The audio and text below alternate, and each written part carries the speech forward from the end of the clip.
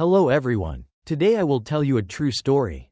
A heartbreaking tragedy happened to Tamir Rice, a 12-year-old child who was shot and killed due to hasty and inadequate response of the police. Tamir, who was just playing with a toy gun in the park, had no idea that racism and ignorance of those in power would take his life. The incident caused outrage in the community, especially in the African American community, and became a symbol of deeper issues, racism and police violence. Black Lives Matter is not just a slogan, but a powerful movement demanding justice for all black people oppressed by systemic injustice. The sun had just risen, its soft golden light slowly spreading across Cuddle Park, casting a warm yet cold glow over the surroundings. The harsh winter air made the atmosphere feel chill, but there were still moments of quiet, peaceful stillness. The scent of damp earth and the crisp cold of winter lingered in the air, giving the feeling that time itself had slowed down a little. Tamir Rice, a 12-year-old boy with brown skin, stood in the middle of the park. He wore a thick black coat, with a knitted hat pulled low, covering most of his hair, his hands tightly gripping a toy gun. Both he and the gun blended into the tranquil winter landscape. The gun in his hand wasn't real, but from a distance, it looked like a genuine handgun. The shiny black muzzle, the sturdy grip, and the lack of any distinguishing marks made it appear indistinguishable from a real weapon. Tamir stood still, lifting the gun to eye level.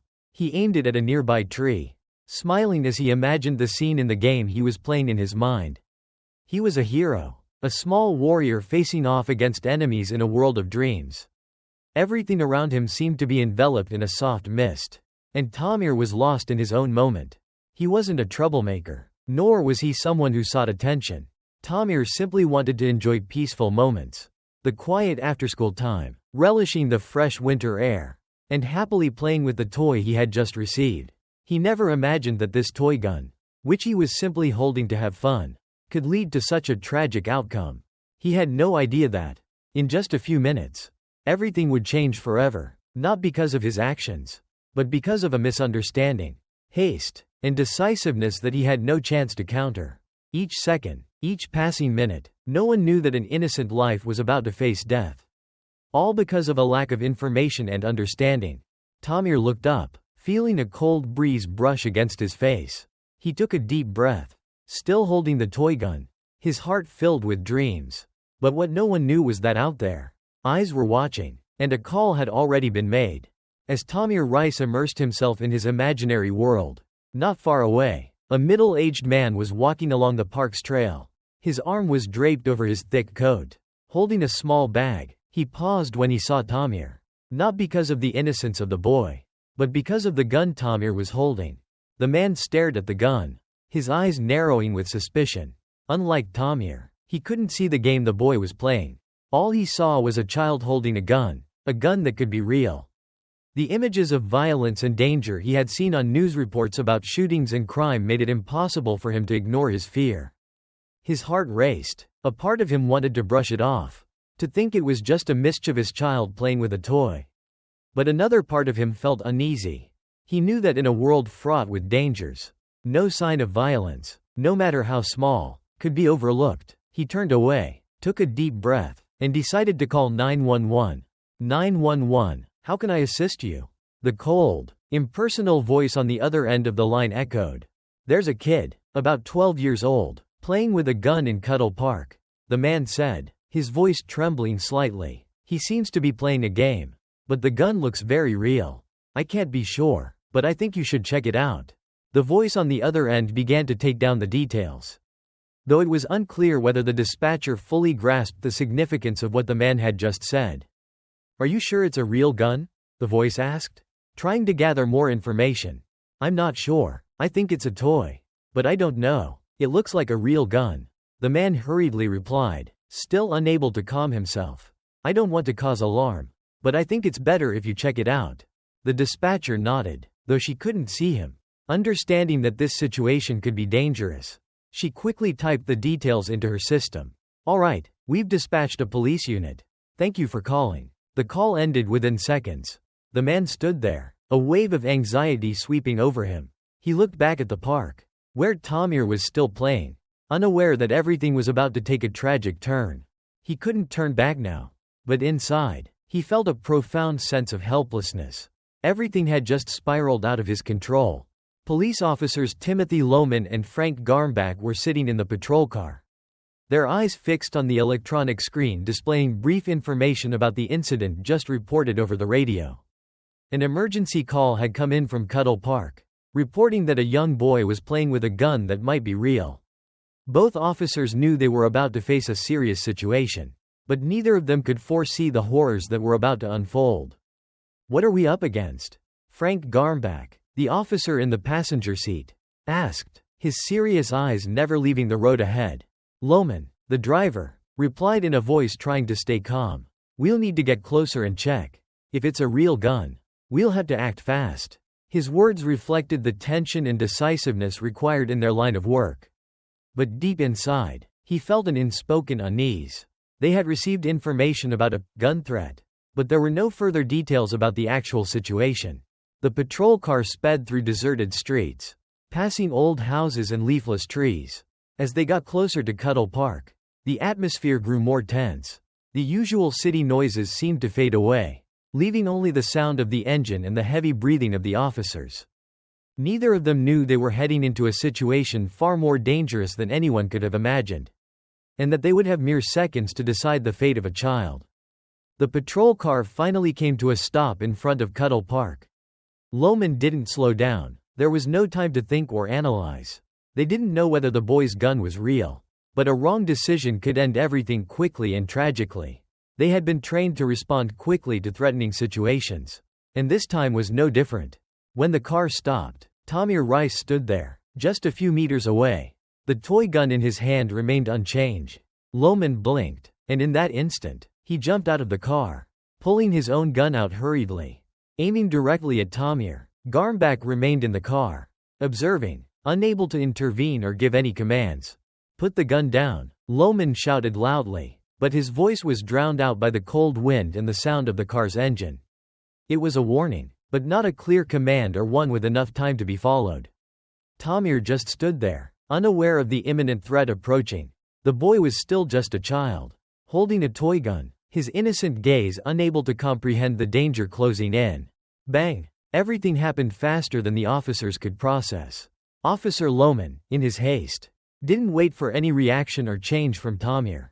The boy, completely unaware of what was happening, just stood frozen, staring at the officer rushing toward him.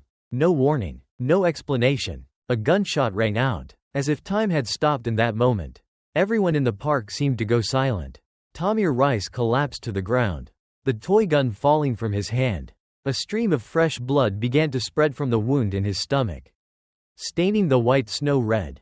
The atmosphere grew thick, heavy. Officer Lohman stood there, his gun still in hand, staring down at Tamir's lifeless body. He couldn't see any remorse or worry in his eyes, only the coldness of a hasty decision, a wrong reaction in the tense moments. Officer Garmbach sat in the car, still unable to understand what had just happened. He looked toward his partner but couldn't utter a word. Officer Lohman stood there, not approaching Tamir, offering no first aid. Blood continued to flow from the boy's wound, streaming along his small body. Everything seemed to enter a state of painful silence. None of the officers did anything to help Tamir. Lohman simply stood there, his gaze cold, showing no sign of empathy. Officer Garmbach, still in the car, could only watch the entire scene unfold without taking any action. They didn't rush over to the boy, didn't check his breathing or his wound. None of them seemed to think of doing anything they could to save Tamir's life. A woman standing nearby, witnessing the heartbreaking scene, screamed in panic, "Call an ambulance. The boy needs help." The people around began to gather. Some called for an ambulance on their phones, while others just stood there, powerless and terrified. Blood from Tamir's wound continued to pour, but no one could do anything to save his life. The sound of an ambulance could be heard in the distance, but it was too late. Tamir was already too close to death, and in those moments, it seemed like none of those responsible for the situation understood the gravity of what was happening. The onlookers began to shout and cry, but all they received was eerie silence from the officers. No apology, no explanation. This story wasn't just about a mistake, it was about a failure. The helplessness of a system that failed to protect a child. At this moment, Tamir Rice lay motionless on the cold ground, his life taken away in an instant.